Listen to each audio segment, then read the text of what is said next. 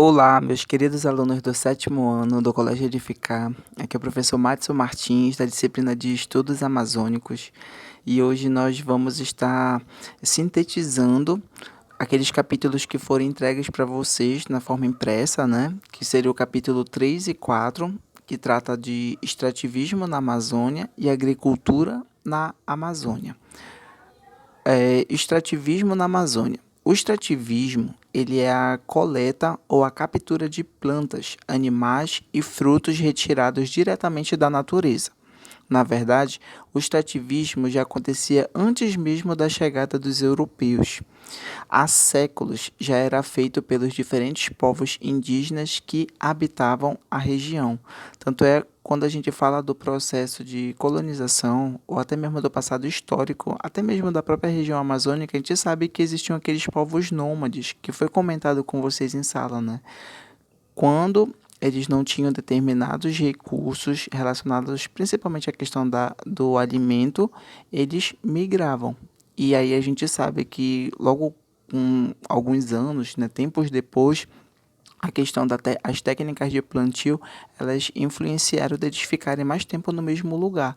Então, só por aí a gente tira o quanto a natureza ela era importante e como esses recursos eram extraídos, né?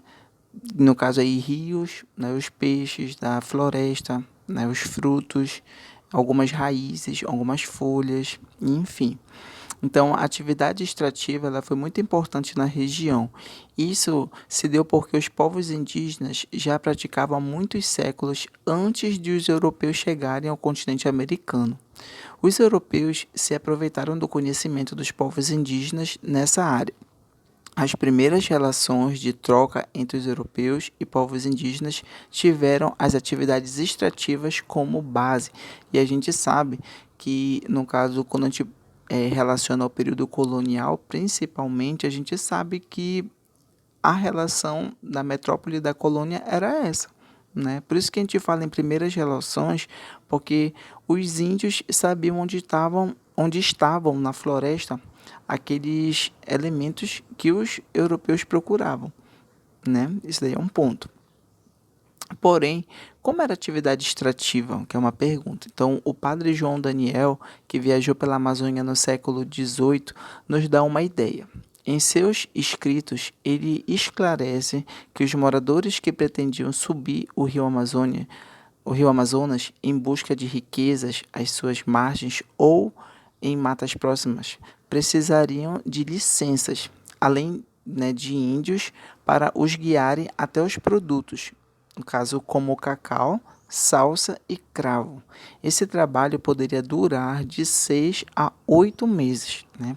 Porque no caso aí seria uma empreitada, né? Sair em busca desses alimentos pela floresta, né? Desses produtos, né? Pela floresta, é, no caso navegando em rios, né? Alguns grandes, outros pequenos.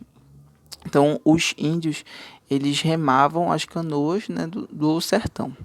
E não se esqueçam que a terminologia sertão, ela era diferente da de hoje. O sertão ele significava interior naquele período e hoje está relacionado a uma característica climática. Em um trabalho árduo, né, porque os índios tinham de vencer as correntezas dos rios remando em canoas muito altas, o que dificultava alcançar a água com as pás ou remos. Depois de ancoradas as canoas, os índios faziam as tijupares ou feitorias, e para isso cortavam as matas, limpando o terreno. Lá construíam canoas menores, as quais permitiam navegar com maior agilidade e maior rapidez para a pesca. No período colonial, os produtos extraídos serviam tanto para a exportação como para o uso das pessoas que ali residiam. Um exemplo é a madeira. Ela era importante para as vilas e povoados que estavam surgindo no estado do Maranhão, pois era essencial para a construção de quase tudo. E a gente sabe que estava relacionado às carroças, às casas, né? E vários outros elementos aí. Na Amazônia, as embarcações também eram muito importantes. Elas serviam para transportar pessoas, tropas e facilitar a circulação de mercadorias. Da madeira também se extraía diversas tinturas, muito valorizadas no mercado europeu e de outros continentes. E aí a gente fala que naquele período uma das primeiras vegetações a ser utilizada em grande extensão, digamos assim, foi o pau-brasil, né? A alimentação na colônia em muito se baseava nos produtos retirados da natureza. Os peixes e variadas carnes de caça, ao lado da farinha de mandioca, eram a comida do dia a dia na colônia. Além de produtos como os peixes secos, as mexiras, que seriam carne de animais cozidas e conservadas em sua própria gordura, a farinha de peixe, a manteiga, a carne e o casco, no caso da tartaruga, eram muito utilizados porque não estragavam rapidamente.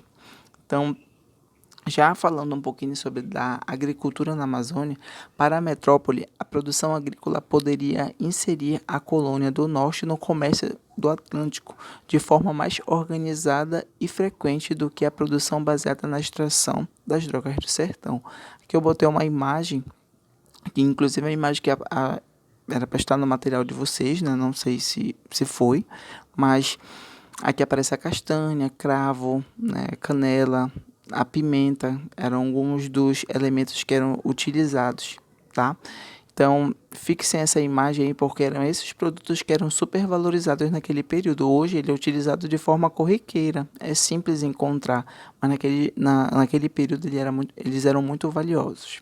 A metrópole portuguesa também acreditava que outra grande vantagem da agricultura na Amazônia era a fixação dos colonos, que passariam a viver nas vilas e povoados das capitanias do norte.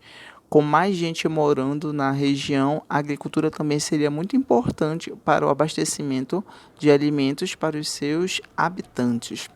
A metrópole portuguesa via algumas vantagens na atividade agrícola. Qual seriam essas vantagens?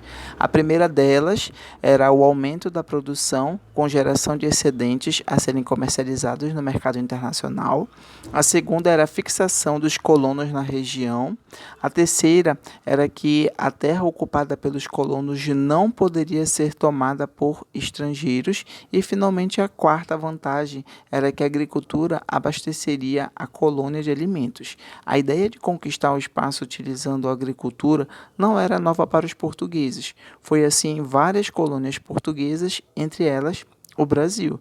E é importante a gente lembrar que quando a colonização da América ganhou força no século XVII, já havia quase 100 anos de ocupação portuguesa nas capitanias do Nordeste, principalmente na Bahia e em Pernambuco. No caso, na Amazônia, há uma variedade de solos e a maioria deles inapropriado para a agricultura, tal como ela foi desenvolvida no Nordeste, né, o sistema de plantation. E quando a gente fala dessa questão dos solos, é porque dentro de uma classificação geral, o solo que prevalece na região amazônica é o latossolo amarelo, né, álico. Essa característica álico é relacionada à acidez. Então, por isso é que muitas agriculturas não funcionam na Amazônia, porque ele é um solo pobre em nutrientes. O que faz manter a floresta exuberante é ela mesma, com as suas folhas, né, no processo de decomposição que ocorre de forma natural. Os tipos de solo da região não permitiram o desenvolvimento de uma monocultura de cana-de-açúcar, mas não foi só isso, né? Além dos limites das propriedades do solo, havia pouca oferta de investimentos para a edificação de fazendas de grande porte. Sem investimentos, havia limites para a aquisição de trabalhadores e para a compra de maquinário, limitando o avanço da agricultura. Isso não significa, porém, que não houve agricultura na região. Houve sim, mas a experiência foi bem diferente da do Nordeste. Para começar, na Amazônia, o uso da mão de obra indígena foi, durante muito tempo, a principal alternativa dos colonos. Essa mão de obra era fundamental para a agricultura, afinal, era necessário derrubar a mata, limpar o terreno, preparar a terra, semear, colher e manter a plantação. Essa foi uma das razões pela qual eles foram muito utilizados na Amazônia, e a gente está falando aí dos indígenas. Os religiosos e os colonos queriam controlar essa mão de obra. Diante dessa situação, colonos e missionários pressionaram a coroa portuguesa para autorizar o tráfico de escravos africanos para a região amazônica. Mesmo com problemas de mão de obra, várias tentativas de implantar a agricultura na Amazônia foram feitas, tanto por colonos quanto por missionários. Um exemplo desse esforço foi o cultivo do cacau. A metrópole portuguesa estimulou o cultivo, decretando que os missionários direcionassem alguns indígenas aldeados para o trabalho na lavoura do cacau. A metrópole também dispensou os moradores que plantavam cacau de alguns impostos, como os dízimos. O gosto pelo chocolate na Europa garantiu um mercado certo para o cacau. Essa produção se tornou uma das mais importantes para a economia da região amazônica. Tá bom? Então, até a próxima, meninos e meninas.